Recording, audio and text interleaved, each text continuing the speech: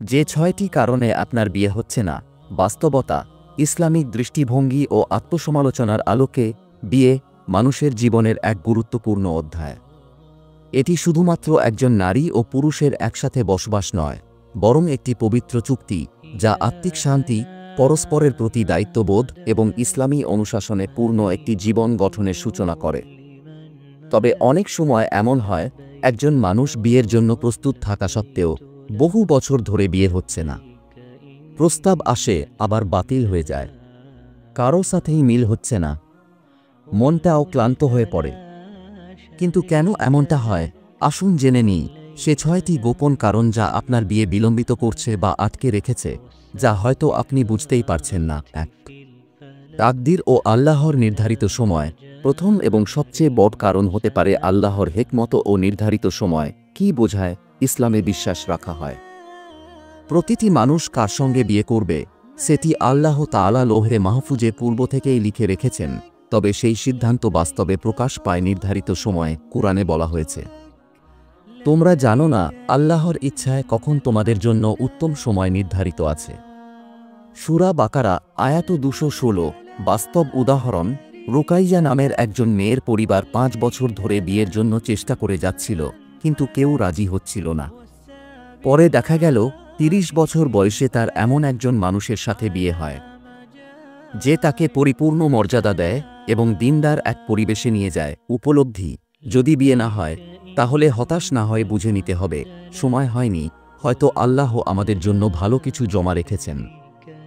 ২. গুনাহের কারণে আল্লাহর সাহায্য থেকে বঞ্চিত হওয়া।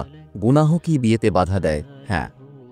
কেউ যদি নিয়মিত পাপ করে, হারাম সম্পর্কে জড়িয়ে পড়ে, পর্দাহীনতায় অভ্যস্ত থাকে, পর্নোগ্রাফি বা হারাম ভালোবাসার সম্পর্কে থাকে, তাহলে আল্লাহর রহমত থেকে দূরে চলে যায়, আর আল্লাহর সাহায্য ছাড়া কিছুই সম্ভব নয়। রাসূল সাঃ বলেছেন, গুনাহ মানুষকে রিজিক থেকে বঞ্চিত করে। মুসনাদে আহমদ। বিয়ে একটি রিজিক? হ্যাঁ, বিয়ে একজন মানুষের জন্য রিজিক যে গুনাহর পথে হাঁটে, সে এই রিজিক থেকে বঞ্চিত হতে পারে। করণীয়, নিজেকে গুনাহ থেকে ফিরিয়ে আনুন, ইস্তেগফার করুন, প্রতিদিন অন্তত ১০০ বার হারাম সম্পর্ক ছেড়ে দিন, নামাজ কায়েম করুন, বিশেষ করে তাহাজ্জুদ ও ফজরের নামাজ ৩। দোয়া না করা বা ভুলভাবে চাওয়া। অনেকেই বলেন, আমি তো দোয়া করেছি। কিন্তু কিভাবে দোয়া করেছেন? আপনার দোয়ার মধ্যে কি বিশ্বাস, ধৈর্য, কান্না আর নির্জনতা ছিল, নাকি শুধু মুখে বলেই দোয়া করেছেন? দোয়ার ধরন, হে আল্লাহ আমাকে বিয়ে করাও, এভাবে না বলে, হে আল্লাহ আমাকে একজন দিনদার জীবনসঙ্গী দাও, যে তোমার দিকে আমাকে টেনে নেবে, এইভাবে চাওয়া উচিত। কুরআনের একটি বিখ্যাত দোয়া, হে আমার প্রতিপালক, আমি দিনদার উত্তম জীবনসঙ্গী চাই। সূরা কাসাস আয়াত ২৪। করণীয়, রুটিন করে দোয়া করুন, নামাজের শেষে, তাহাজ্জুদে, রোজার দিনে, জুমার দিন। এগুলো দোয়া কবুলের সময়। নিজের দোয়াকে রেকর্ড করে শুনুন, আপনার কণ্ঠেই কান্না আসবে। ৪. আত্মসমালোচনা ও ব্যক্তিত্বের ঘাটতি। বাস্তববাদী হন। অনেকেই বলেন, কেউ আমাকে পছন্দ করে না, সবাই আমাকে ফিরিয়ে দিচ্ছে। কিন্তু কখনো কি ভেবে দেখেছেন আপনার মধ্যে কোথাও কোনো পরিবর্তন প্রয়োজন কিনা? কিছু প্রশ্ন নিজেকে করুন। আমার পোশাক কি ইসলামিক ও মার্জিত? আমার আচরণ কি অন্যদের প্রতি শ্রদ্ধাশীল? আমি কি নিজের কথাবার্তায় ভারসাম্য রাখি? আমি কি ভালো শ্রোতা? আমি কি পরিবারের দায়িত্ব নিতে প্রস্তুত?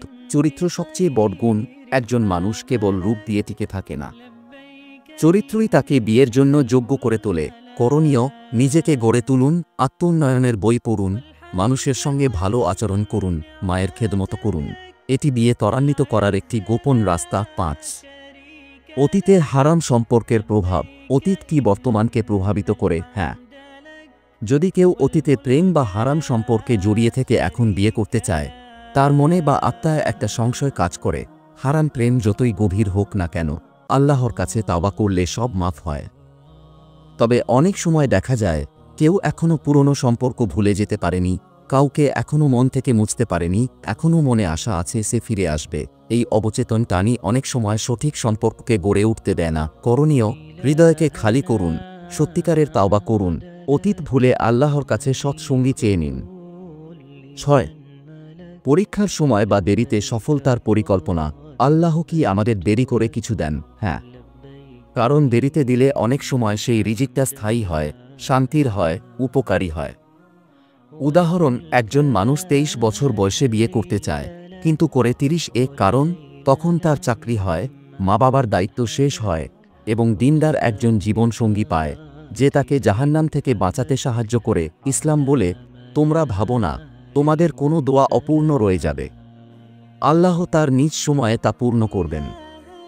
করণীয়, নিজের জীবনকে প্রস্তুত করুন, কাজ শিখুন, রোজগারের সামর্থ্য তৈরি করুন, মনের শক্তি গড়ুন, যাতে বিয়ের পর সম্পর্ক রক্ষা করতে পারেন। উপসংহার, বন্ধু, আপনি যদি এখনও বিয়ের জন্য অপেক্ষায় থাকেন, তাহলে একটিও আশার কথা ভুলবেন না। আল্লাহ কখনো দেরি করেন না, বরং সঠিক সময় দেন। আজই করণীয়: 100 বার ইস্তেগফার শুরু করুন, 2 5 ওয়াক্ত নামাজে দোয়া করুন, 3 আত্মসমালোচনা করে নিজের গুণ ও দোষ লিখে ফেলুন, 4 ভালো অভ্যাস গড়ে তুলুন। বিশ্বাস করুন, আল্লাহ আপনাকে এমন কাউকে দিবেন যার জন্য এতদিন দোয়া করছিলেন। একটি ছোট্ট দোয়া: আল্লাহুম্মারজুকনি হাবিবান সলিহান হুব্বুহু ফি কালবি ও হুব্বি ফি কালবিহি। হে আল্লাহ, আমাকে একজন দিনদার সঙ্গী দাও যার ভালোবাসা আমার হৃদয়ে থাকবে আর আমার ভালোবাসা থাকবে তার হৃদয়ে। অনেক সময় দেখা যায় সমাজ বা আত্মীয় স্বজনের চাপেও একজন মানুষ মানসিকভাবে বিপর্যস্ত হয়ে পড়ে। তার মনে হতে থাকে, হয়তো আমার মধ্যে কোনো সমস্যা আছে, আমি বুঝি যোগ্য নই।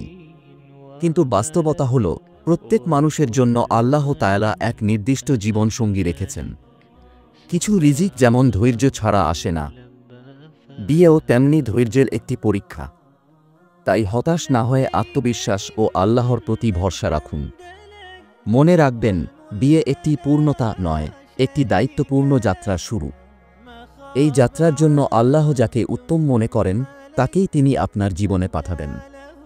আমাদের করণীয় হল আত্মশুদ্ধি, তাওবা, দোয়া এবং ধৈর্য।